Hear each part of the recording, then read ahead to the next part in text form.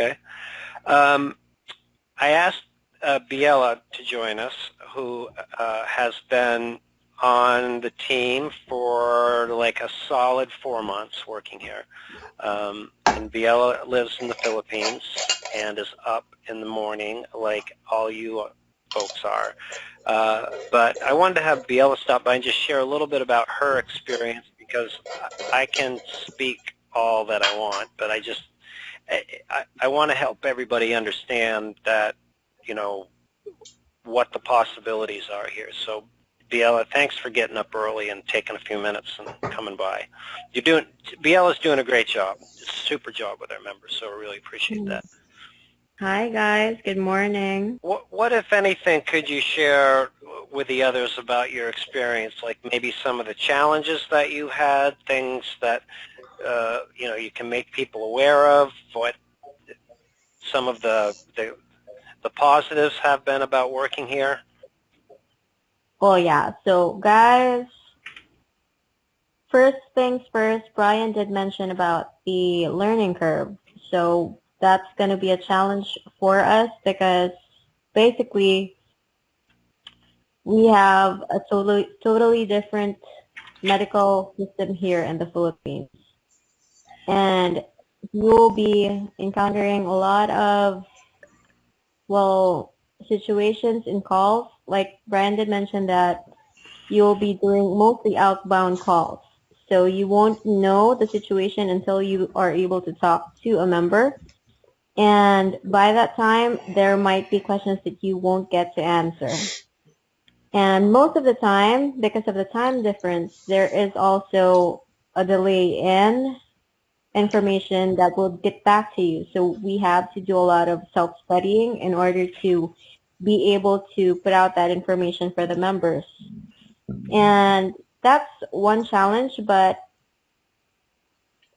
it's something that you'd be able to do, and you'd be able to study using the website that Brian has. And, well, yeah, that's basically the main challenge, the learning curve and the difference between the medical systems. But aside from that, it's my experience with the Disability Digest is that I've been able to talk to a lot of people and learn about their situation, and it's been really fun, and it's been an eye-opener for people who have been through a lot, and being part of the journey and helping them is really going to pay off. You'll be working for, well, the time schedule is really flexible in terms of your day off. And I know in the Philippines, we don't really complain about workload.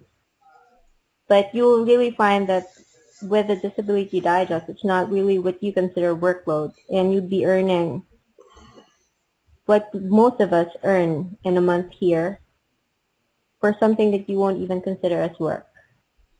So for me, the challenges are basically just to keep your brain up. Mm-hmm. And if you have any questions, you have a whole team that would be able to answer your questions and to help you out. And since I'm in the Philippines, we're on the same time zone. And I've actually been with Brian for almost 5 months, but still there, still learning, still a lot to learn. But I'd be able to help you out in some things. So, yeah, just send me a message, add me on Facebook. Mm-hmm. And, yeah, that's about it. Thanks for sharing. Any questions for Biela while she's still awake and with us? Sure. Shoot. No? The question is there anybody still on? I don't think so. I think you answered. Yes, I am. I'm here. I was listening with, what's her name? Biela? Yeah. Yeah. Okay, Joyce. All right. Good. You guys have any questions? I actually do. Hi, Biela. This is Noemi. How long does it typically take for a case to close, like for a sale to close? Well, as an advocate, your main job would be to start the process.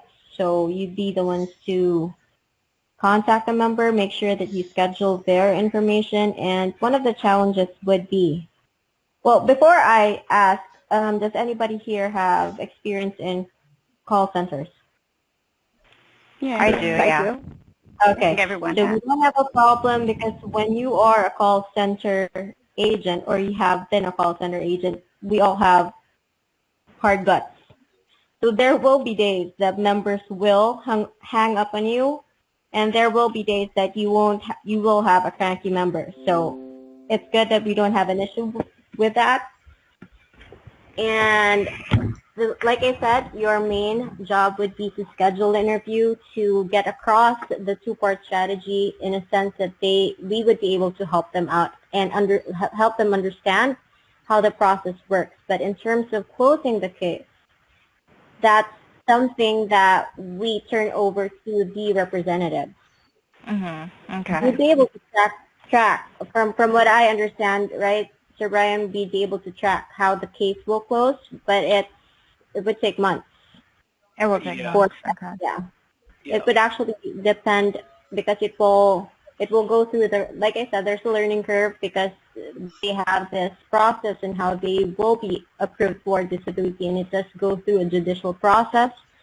And yeah, it has to go there, and before the case closes, you'll have an influx of other members that you have to schedule too before you would know that the case has closed.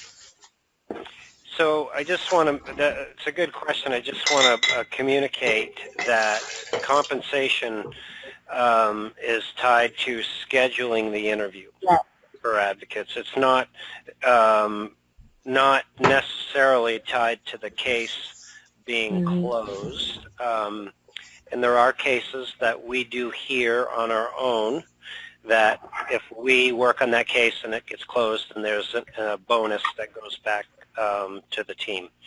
So, yeah. So basically, the bonus, when the case closes, it's a bonus, but you are paid you are going to get compensation every time you get a scheduled interview. Yeah. Yeah. So we'll go through it in a little bit, but there's a draw, like an hourly amount that you get paid, and then a commission component. Okay. Got it. Thanks, Bella. Yeah. Okay. Good. Thank you. Do you have any questions about the job, though, in terms of what you might encounter? I do. I'm still learning. Yeah. Well, if you're still learning, sir, I don't know where I am right now. All right. Oh yeah, just don't let it bother you if ever you do encounter a problem that you won't be able to answer. Just don't get rattled. Just solve them. You'll get back to them and find a way. Nice. Biela, thank you for taking the time. I appreciate it.